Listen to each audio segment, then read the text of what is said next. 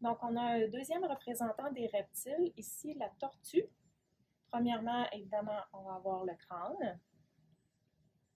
Ensuite, la colonne vertébrale ici va être composée de 4 sections. On va les voir en détail plus loin.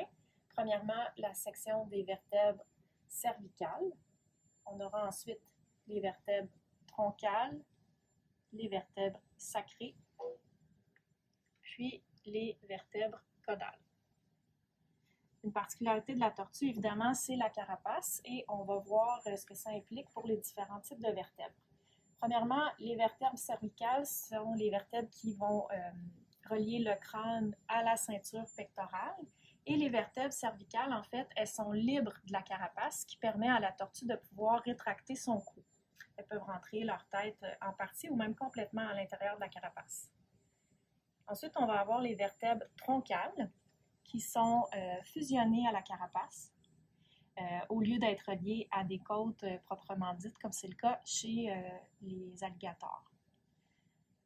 Donc, on n'a pas chez la tortue de vertèbres lombaires. Donc, toute la section entre la ceinture pectorale et la ceinture pelvienne, ce seront les vertèbres troncales.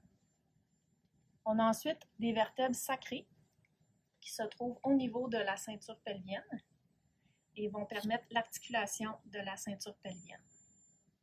Puis finalement, on va avoir une série de vertèbres caudales, donc de manière postérieure à la ceinture pelvienne, qui elles aussi vont être libres, comme les vertèbres cervicales.